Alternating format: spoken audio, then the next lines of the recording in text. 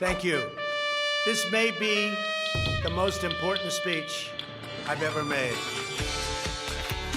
네, 트럼프 대통령이 회견을 자청하면서 연설 첫머리에 이렇게 말했습니다. 그러니까 자신이 그동안 했던 연설 중에 오늘 이 연설이 가장 중요하다는 거죠. 도대체 무슨 내용을 말하려고 하는 건가 관심이 갔습니다. 혹시 선거 결과 승복을 하려는 걸까? 아니면 중국에 대한 또 다른 규제 조치를 발표하려는 걸까? 자, 트럼프 대통령이 가장 중요한 연설이라고 강조한 만큼 뭔가 대단한 내용이 포함되어 있지 않을까 기대를 했는데요. 알고 보니 이런 내용이었습니다.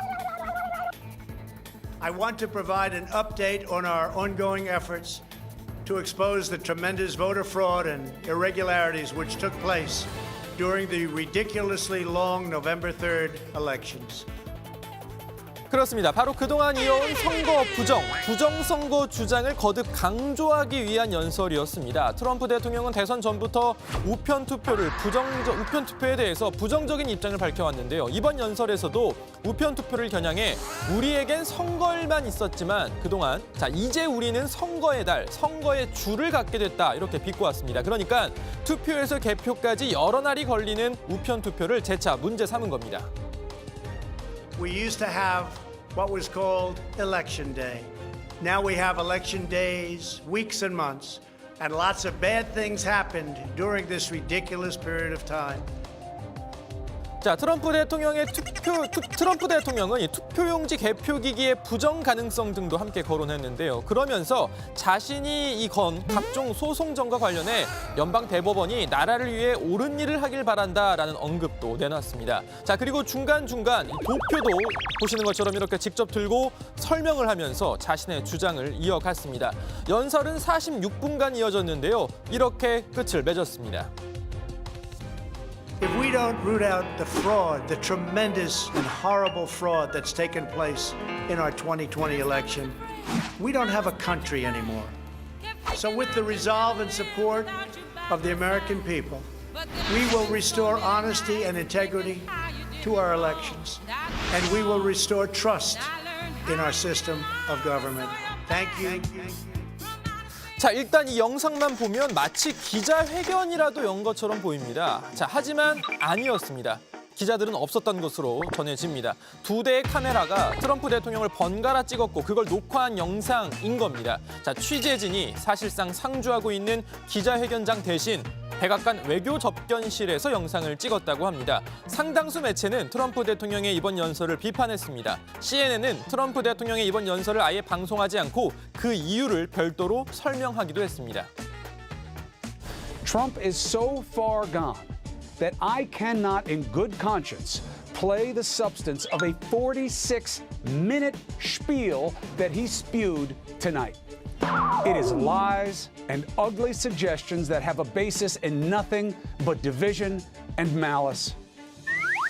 It is a spiel, it is a con. 자, 트럼프 대통령이 이렇게 연일 선거 부정 주장을 굽히지 않고 있는 사이에도 바이든 당선인의 정권 인수인계 작업은 진행 중입니다. 바이든 당선인이 뉴욕타임즈와 인터뷰를 가졌는데요. 바이든은 자신의 대선 승리 의미와 관련해서 이런 평가를 내놨습니다.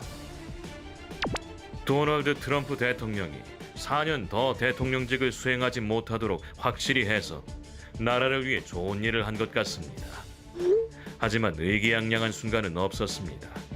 내 손주들이 어떻게 지내고 있는지 바로 생각났습니다. 알다시피 내 손녀는 콜롬비아대에서 우등생으로 졸업합니다. 하지만 졸업식은 없습니다. 아이들은 파티도 없이 졸업을 합니다.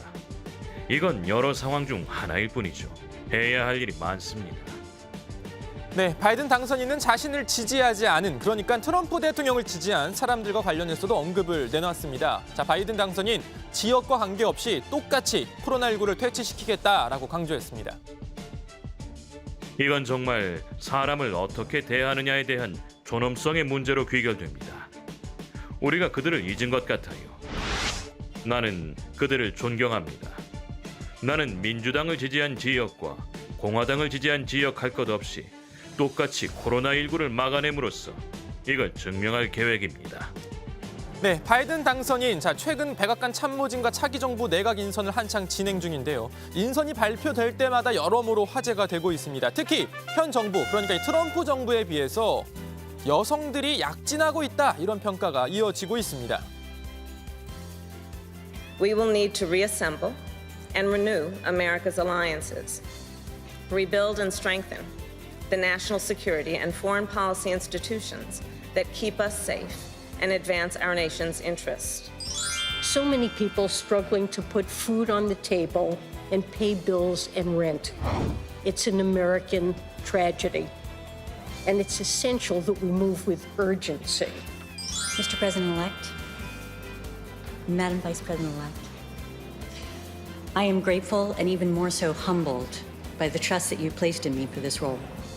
I'm especially honored to be standing not only by your side, but also alongside some of the most talented and inspiring public servants this country has ever seen.